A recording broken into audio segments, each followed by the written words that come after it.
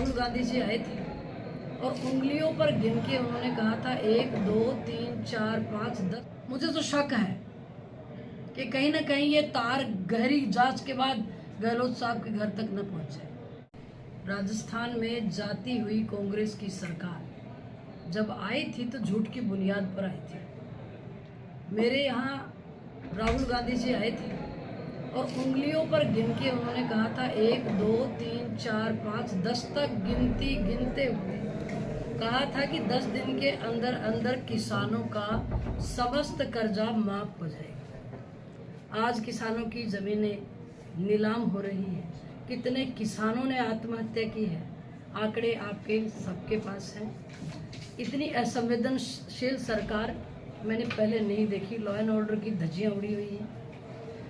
आप किसी भी तबके की बात करेंगे तो हर कोई इस सरकार से नाराज है, दुखी है, त्रस्त है और समस्त राजस्थान के सभी वर्ग कह रहे हैं अब नहीं सहेगा राजस्थान।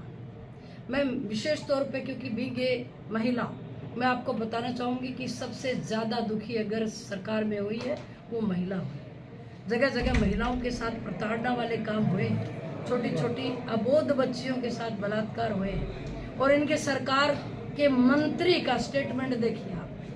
जब उनके साथ एक अबोध बच्ची से बलात्कार की बात हम कहते हैं तो वो कहते हैं कि राजस्थान मर्दों का प्रदेश है। अरे वाह रे मर्दानगी, इसे मर्दानगी कहते हैं। तो एक भर्त्सना जिन कड़े शब्दों में की जानी चाहिए वो करनी चाहिए समस्त राजस्थान में। पढ़े लिखे नौजवान के साथ ठगी की, महंगाई भत्ते की तो बात छोड़ दीजिए आप।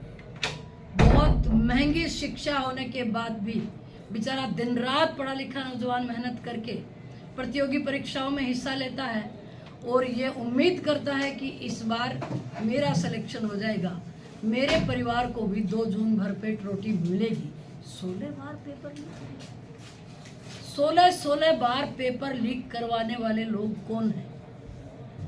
आपके सामने पता लग रहा है, एक एक करके लोग सामने आ रहे हैं, पकड़े जा रहे हैं। वो सबके 100 किससे संबंधित है? इनकी सरकार के बड़े मंत्रियों से।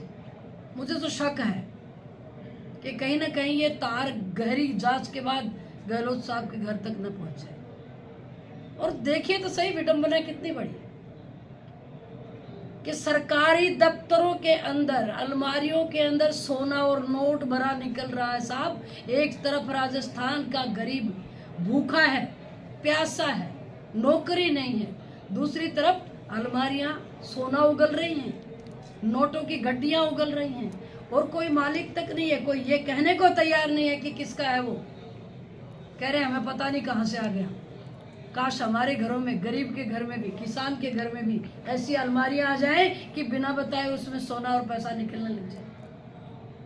2 जून की रोटी का प्रबंध किया नहीं, पीने के पानी की व्यवस्था की नहीं, SC ST के ऊपर कितने सारे आपराधिक मामले दर्ज कर दिए और कितनी हत्याएं हो गई।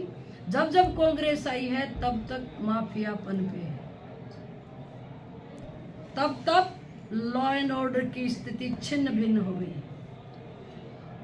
इतने लोगों के गले रेत कर हत्याएं कर दी, फिरौती के लिए गोलियां चल रही हैं, गैंगवार में सामान्य लोग मारे जा रहे हैं।